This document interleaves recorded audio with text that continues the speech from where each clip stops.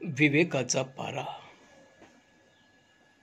माझ्या गांधींचं हॉस्पिटल या काव्यसंग्रहातील या कवितेचं शीर्षक आहे विवेकाचा पारा. कवी सुनील रामदास कांबळे, अर्थात माझीच कविता आहे. विवेकाचा पारा. वांग्यावरचा सारा. सारा म्हणजे ज्याला आपण कर म्हणतो, नगरपालिकेचा जो कर असतो, स्थानिक कर, त्याला सारा म्हणतात. नाका, चुंगी नाका जो असतो, चुंगी हा एक पर्यायी शब्द आहे त्याच्यासाठी. स्थानिक कर, सारा म्हणजे स्थानिक कर.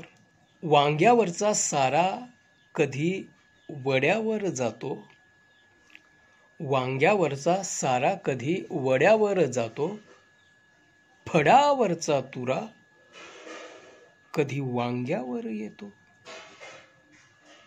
कधी कांद्यावर येतो. कांद्यावर तुरे येतात जे शेतकरी आहेत त्यांना ठाऊक आहे, पण असं कधी होत नाही की फड म्हणजे उसाचा फड, उसावर तुरा येतो जेव्हा ते मोठे होतात. जसं माणूस वयात आलं म्हणजे त्याला मिशी फुटते, ऊसाचंही तसंच आहे. ऊस म्हणजे, आता ऊस म्हणजे काय, गोड असतो.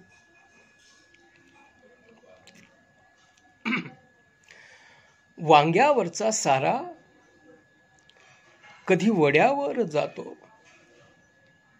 वांग्यावरचा सारा कधी वड्यावर जातो, फडावरचा तुरा कधी कांद्यावर येतो. आता या शेतातल्या गोष्टी नाही आहेत, त्या शेतातल्या गोष्टी नाहीत जो पारंपरिक अर्थाने शेती हा शब्द प्रयोग आपण करतो. मग ही शेती कसली असावी? ही शेती सामाजिक शेती आहे, माणसांची शेती. मी तुम्हाला यापूर्वीच्या सुद्धा व्हिडिओमध्ये म्हणालो, माणसांची शेती. रताळी गाजर मुळ्यांच्या वेठी, निर्वाणाची ही कविता आपण ऐकलेली आहे अगोदर. बघूया. वांग्यावरचा सारा कधी वड्यावर जातो, वांग्यावरचा सारा कधी वड्यावर जातो, फडावरचा तुरा कधी कांद्यावर येतो. फडावरचा तुरा, फडावर म्हणजे उसावर आलेला तुरा. आपण म्हटलं जेव्हा ऊस वयात येतो तेव्हा उसावर तुरा येतो. जसा माणूस वयात आला की माणसाला मिसरूड फुटायला लागते, मिशी फुटायला लागते. अगदी त्याचप्रमाणे ऊस जेव्हा वयात येतो तेव्हा ऊसाला सुद्धा तुरा फुटतो, वांग्याला सुद्धा तुरा फुटतो. हे कॉमन आहे माणसामध्ये, वनस्पतीमध्ये. म्हणूनच कदाचित म्हणणाऱ्यांनी म्हटलं असेल की वृक्षांना सुद्धा भावना असतात. आणि हे केवळ त्यांनी म्हटलंच नाही, तर हे म्हणून जगाकडून नोबेल पुरस्कार सुद्धा चटकवला. आता वस्तुस्थिती काहीही असो, पण नोबेल पुरस्कार हाती पडला एवढं मात्र खरं. वांग्यावरचा सारा कधी वड्यावर जातो, फडावरचा तुरा कधी कांद्यावर येतो. फडावरचा तुरा कधी कांद्यावर येतो, फडावरचा तुरा कधी कांद्यावर येतो. माणसाचा बोकड झाला,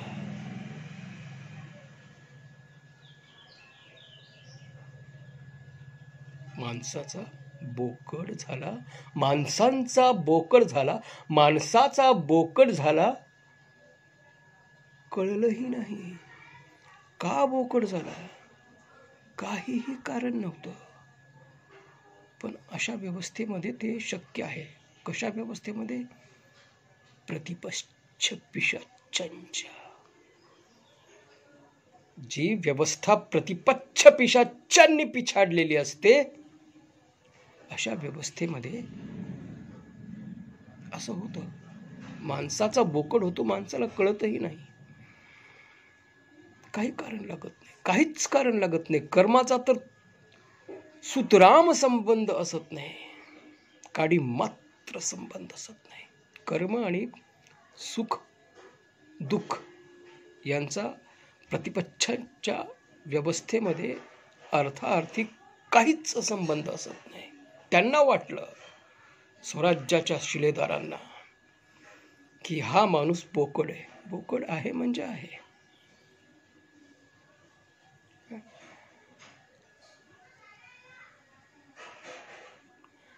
आया बहिणींची इज्जत सौद्यात कशाची कुणाची हुज्जत. आया बहिणींची इज्जत सौद्यात कुणाची हुज्जत. मजाल या काज होई, मजाल या काज होई. धन्य हो राजे लुई तुमची, धन्य हो राजे लुई. हातात पुंगी कमरला लुंगी, लुंगी वाजी पुई. हातात पुंगी कमरला लुंगी, लुंगी वाजी पुई. बाबूराव लुंगी वाजी पुई. अहो गंपू लुंगी वाजी पुई.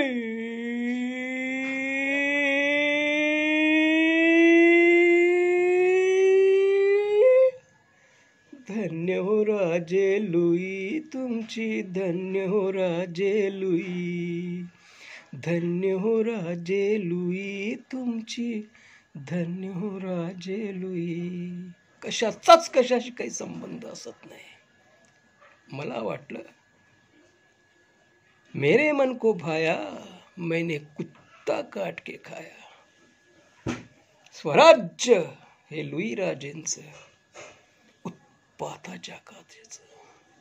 स्वराज्य हे लुई राजेंचं, उत्पाताच्या काजेचं. आपली कविता पब्लिश झालेली आहे म्हणजे फेसबुक यूट्यूबवर आलेली आहे.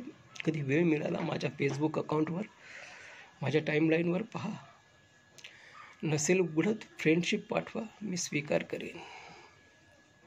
यूट्यूबवर मायद्रोही वाङ्मय चॅनल सबस्क्राईब करा. तुम्हाला माझ्या सर्व कविता ऐकायला भेटतील, पाहायला भेटतील, वाचायला भेटतील. वांग्यावरचा सारा कधी वड्यावर जातो, फड्यावरचा तुरा कधी कांद्यावर येतो.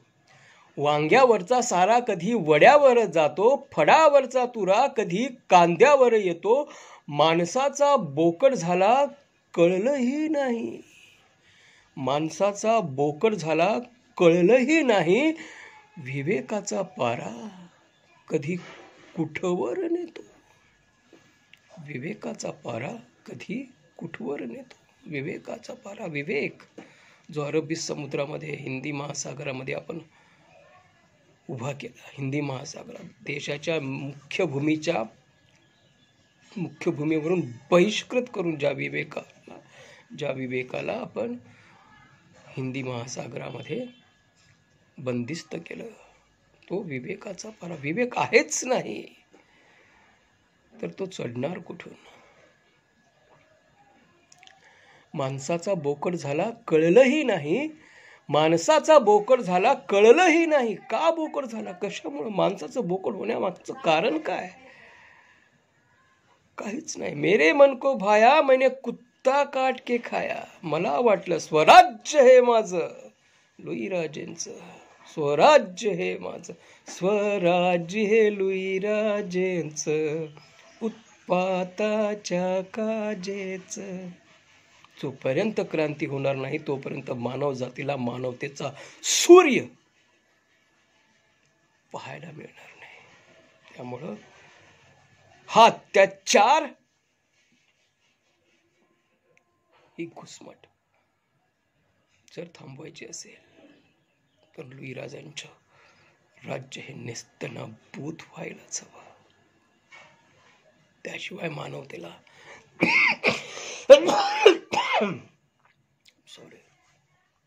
मानव जातीला मानवतेचा सूर्य पाहण्या नशिबात लाभणार नाही. वांग्यावरचा सारा कधी वड्यावर जातो, फड्यावरचा तुरा कधी कांद्यावर येतो. माणसाचा बोकड झाला कळलंही नाही, विवेकाचा पारा कधी कुठवर नेतो. गर्वाचे विषय पहा, गर्वाचे विषय पहा, गर्वाचे विषय पहा, गर्वाचे विषय पहा, गर्वाचे विषय पहा, बदलतात कसे. गर्वाचे विषय पहा, बदलतात कसे. पाहता पाहता होते मानवतेचे हसे. गर्वाचे विषय पहा, बदलतात कसे. पाहता पाहता होते मानवतेचे हसे. डोंट टच मी, 4 हात दूर राहा, शिवू नको, एकमेकांच्या जवळ जाऊ नको, सामाजिक डिस्टन्स, सोशल डिस्टन्स ठेव. माणसांची जात मानवतेचे हसे. पाहता पाहता होते मानवतेचे हसे. माणसाची जात इतकी विषारी असू शकते हे मानव जातीला कदाचित आजपर्यंत भारतातल्या मानव जातीला माहीत होतं. कारण आम्ही ब्राह्मण्यवाद हा हजारो वर्षांपूर्वीपासून अनुभवतो. जगातल्या लोकांना कदाचित हे ठाऊक नसावं, म्हणून जगामध्ये कोरोनाचा प्रकोप झाला आणि जगाला कळालं की मानवजात किती विषारी असू शकते. माणसांची जात किती विषारी असू शकते. डोंट टच मी, दूर राहा, 4 हात दूर. सामाजिक सोशल डिस्टन्स बाळग. सोशल डिस्टन्स मराठीमध्ये तो शब्द इतका रूढच होत नाही आहे, त्यामुळे सोशल डिस्टन्स म्हणल्याशिवाय तो अर्थबोधच होत नाही. Social distance बाळग. गर्वाचे विषय पहा, बदलतात कसे. पाहता पाहता होते मानवतेचे हसे. पाहता पाहता होते मानवतेचे हसे.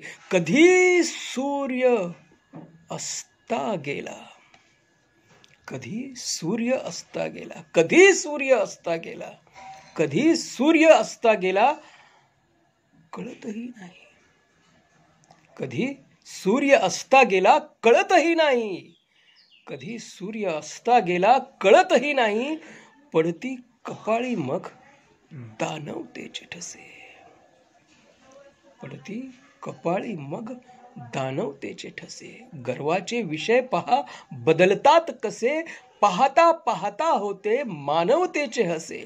गर्वाचे विषय पहा, बदलतात कसे. पाहता पाहता होते मानवतेचे हसे.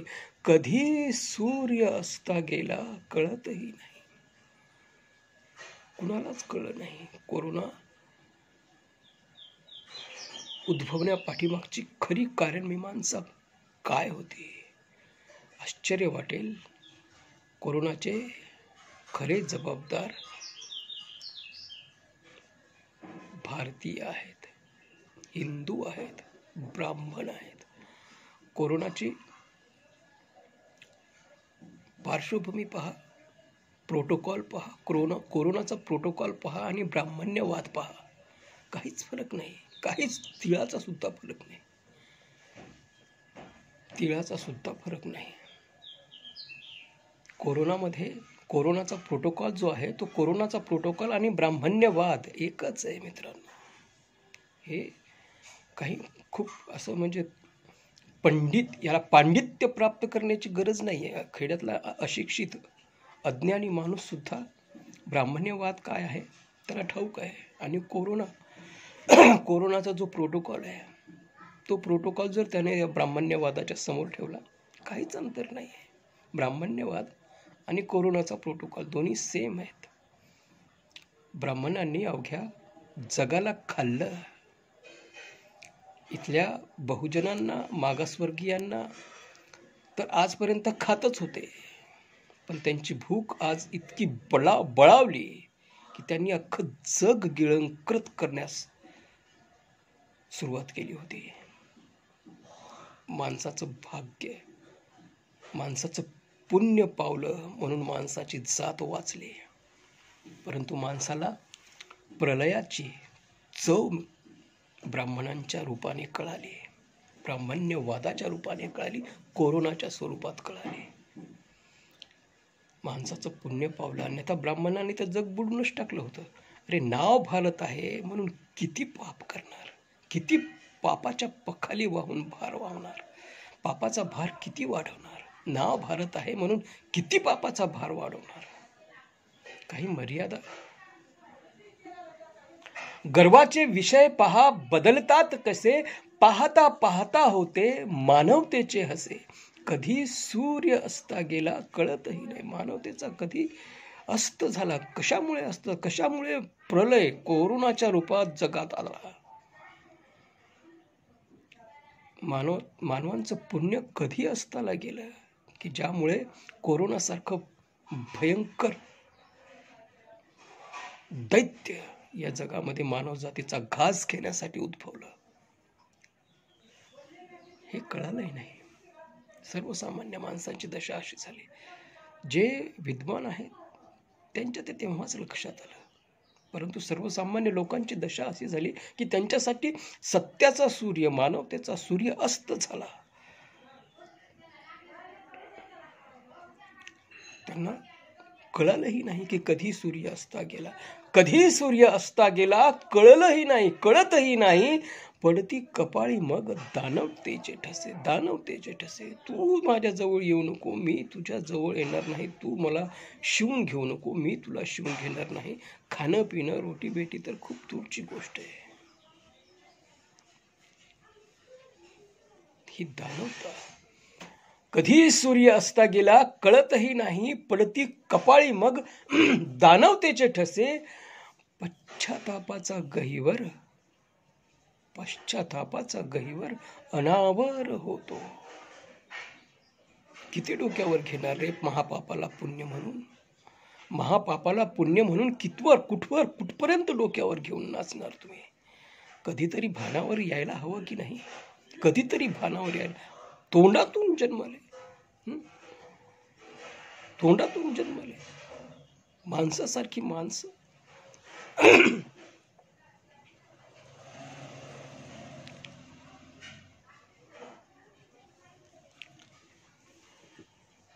गर्वाचे विषय पहा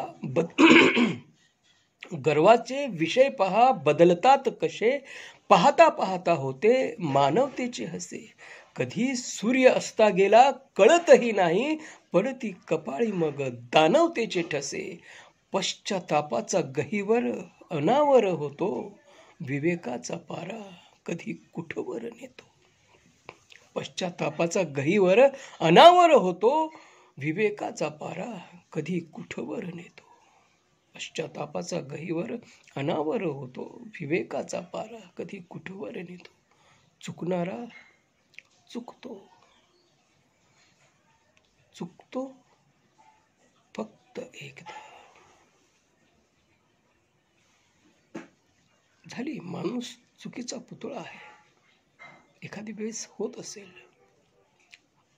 जाणते अजाणतेपणे, अनाहूतपणे, अनाहूतपणे एखादी वेळेस माणसाच्या हातून चूक होत असेल. अरे पण कुठपर्यंत ताणायची ती चूक, कुठपर्यंत ताणायची. 8-10 वर्षाची चिमुरडी लेकरं, 8-10 वर्षाची चिमुरडी लेकरं, ह्या अजान वयामध्ये होणारी चूक कुठपर्यंत ओढणार तुम्ही. राष्ट्राचे सेवक संघ ना, थोडासा तरी विवेक. अन्नच खात असाल ना रे, थोडासा तरी विवेक. 8 वर्ष वय, 10 वर्ष वय, 12 वर्ष वय, या जाण वयामध्ये होणारी चूक कुठपर्यंत ताणणार तुम्ही. स्वयंसेवक म्हणून, राष्ट्राचे स्वयंसेवक म्हणून कुठपर्यंत ताणणार रे. अख्खं कुटुंब छोट्याशा साध्या चुकीसाठी देशोधडीला लावून टाकणार तुम्ही. आणि वरून स्वतः राष्ट्राचे स्वयंसेवक म्हणून घेणार. अरे जनाची नाही, मनाची तरी लाज, निदान मनाची लाज.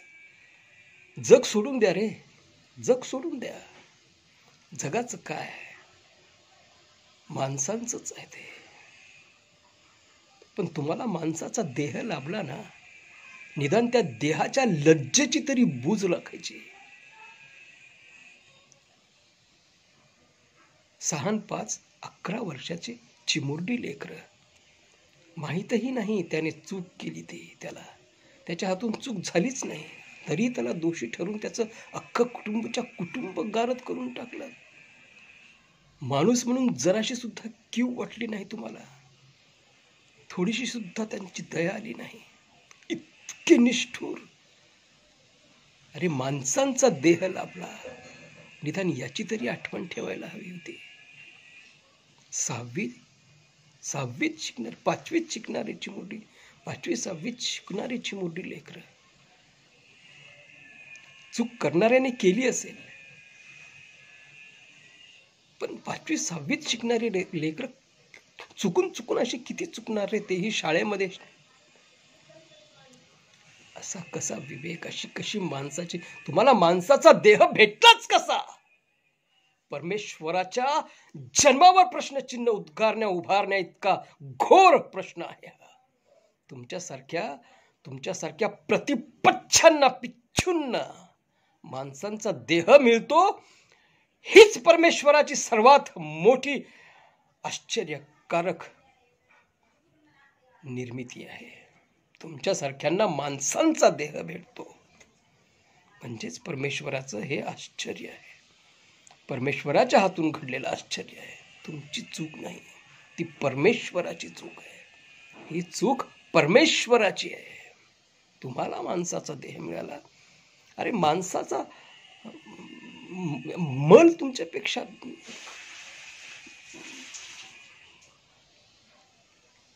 तुम्हाला माणसाचा देह भेटतो, तुम्हाला आश्चर्य आहे. चुकणारा चुकतो फक्त एकदा. चुकणारा चुकतो फक्त एकदा. चरणारा चरत राहतो कैकदा. योगाची अनुभोगाची, योगायची, स्वतः योगायची आणि भोगत राहायची जन्मभर. हा लॉट गेला, दुसरा लॉट गेला, तिसरा लॉट. योगाची अनुभोगाची, एक बहर गेला, दुसरा बहर गेला, तिसरा बहर गेला, चौथा बहर आला, बहर भोगायचा. योगाची अनुभोगाची. कोण विचारणार इथे? तुम्हाला आव्हान देण्यासारखी शक्ती या जगामध्ये आहे का? माणसं या जगामध्ये तुम्ही माणसं या देशात शिल्लक ठेवलीत का? माणसं या देशात शिल्लक तरी ठेवलीत का? सैन्य, पोलीस, कायदा सगळे बांधून टाकले धाकाखाली, भीतीखाली, आणि त्याला अनुशासन हे नाव दिलं. एक चूक कुठपर्यंत ताणणार? बर ती सुद्धा त्याने केलेली नव्हती. संबंध, त्याचं आयुष्य सगळं कुटुंब तुम्ही गारद करून टाकावं. 6 जणांचं कुटुंब, 6-7 जणांचं कुटुंब गारद करून टाकावं. 6 जणांचं कुटुंब काही चूक न करता, केवळ तुमच्या विकृतीच्या पोटी, केवळ विकृती. तुम्हाला वाटलं की याने चूक केली असावी. योग फक्त घटनेच्या स्थळी त्याचं येणं, फक्त त्याची चूक. तीही घटना वर्गात येणं चूक, वर्गामध्ये येणं चूक, प्रार्थनेच्या वेळी वर्गात येणं चूक. अरे नाव भारत आहे म्हणून किती पापाचे भार वाहणार रे, किती पापाच्या पखाली वाहणार. अरे कधी कोरोना सफल होईल आणि अवघी मानव जात त्यात भस्म होईल, काही सांगता येत नाही. जोपर्यंत तुम्ही आहात, मानव जात सुरक्षित नाही. मानव जातीला जर सुरक्षित ठेवायचं असेल तर अगोदर तुम्हाला नेस्तनाबूत करणं हे मानवजातीला गरजेचं आहे आणि हे जोपर्यंत मानवजातीला कळणार नाही तोपर्यंत मानवजात सुरक्षित आहे असं आपल्याला म्हणता येणार नाही. चुकणारा चुकतो, चुकतो फक्त एकदा. चुकणारा चुकतो फक्त एकदा. चरणारा चरतो, चरत राहतो कैकदा. चुकणारा चुकतो फक्त एकदा. चरणारा चरतो, चरत राहतो कैकदा. माणसांपेक्षा सावली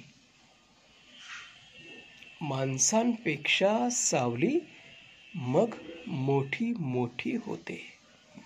माणसांपेक्षा सावली मग मोठी होते. सावलीशी माणूस मग हरत राहतो अनेकदा. पहा, परिवर्तन कशीही साखळीसारखी एकमेकास घनिष्ठ असतात, निगडीत असतात, अचूक बांधलेली असतात. चुकणारा चुकतो फक्त एकदा. चुकणारा चुकतो फक्त एकदा. चरणारा चरतो, चरत राहतो कैकदा. चरणारा चरतो, चरत राहतो कैकदा. माणसांपेक्षा सावली मग मोठी होते. सावलीशी माणूस हरत राहतो अनेकदा. चुकणारा चुकतो फक्त एकदा. चरणारा चरतो, चरत राहतो कैकदा. माणसांपेक्षा सावली मग मोठी होते. सावलीशी माणूस हरत राहतो अनेकदा. माणसांपेक्षा सावली मोठी होते. तुमच्या पाठीशी लपून बसलेलं तुमचं देवत्व ही तुमची सावली आहे. तुमच्या सोबत राहते अहोरात्र, दिवस रात्र, आयुष्यभर. ती तुमची सावली आहे, तुमचं देवत्व. कधी छत्र होऊन, कधी सुरक्षा होऊन, तर कधी तुमचं आयुष्य धुळीस मिळवण्यासाठी तुमची सावली आहे. मग तुम्ही छोटे होत जातात आणि तुमच्या पाठीमागे तुम्ही होऊन जगणारं तुमचं देवत्व हे मोठं होत जातं. तुमच्यावर हावी होत जातं, तुमच्यावर प्रभुत्व गाजवतं. तुमच्या इच्छा, तुमच्या आकांक्षा, तुमची स्वप्न ही गौण ठरतात आणि तुमच्या पाठीशी असणाऱ्या तुमच्या देवत्वाच्या इच्छा, त्याच्या आकांक्षा, त्याची महत्वाकांक्षा ही तुमच्या महत्वाकांक्षेपेक्षा मोठी होते, बळावते. आणि मग तुम्ही लहान आणि तो तुमच्यापेक्षा मोठा होत जातो. माणसांपेक्षा सावली मग मोठी होते. सावलीशी माणूस हरत राहतो अनेकदा. मग तुमच्या इच्छेला तिथं वाव उरत नाही. तुम्हाला तुमच्या इच्छा गाडून त्या सावलीच्या इच्छा पूर्ण करणं अपरिहार्य ठरतं. तुमची सावली तुमच्यावर ताबा मिळवते आणि मग तुम्ही त्या सावलीशी आयुष्यभर हरत राहता. माणसांपेक्षा सावली मग मोठी होते. सावलीशी माणूस हरत राहतो अनेकदा. चुकणारा चुकतो फक्त एकदा. चुकणारा चुकतो फक्त एकदा. चरणारा चरतो, चरत राहतो कैकदा. माणसांपेक्षा सावली मग मोठी होते. सावलीशी माणूस हरत राहतो अनेकदा.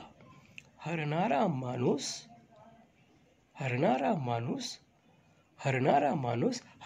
माणूस मग जनावर होतो. हरणारा माणूस मग जनावर होतो. विवेकाचा पारा कधी कुठवर नेतो. विवेकाचा पारा कधी कुठवर नेतो. हरणारा माणूस मग जनावर होतो. विवेकाचा पारा कधी कुठवर नेतो. चुकणारा चुकत राहतो एकदा. चरणारा चरतो, चरत राहतो कैकदा. माणसांपेक्षा सावली मग मोठी होते. सावलीशी माणूस हरत राहतो अनेकदा. हरणारा माणूस मग जनावर होतो. विवेकाचा पारा कधी कुठवर नेतो. हरणारा माणूस मग जनावर होतो. विवेकाचा पारा कधी कुठवर नेतो. विवेकाचा पारा कधी कुठवर नेतो.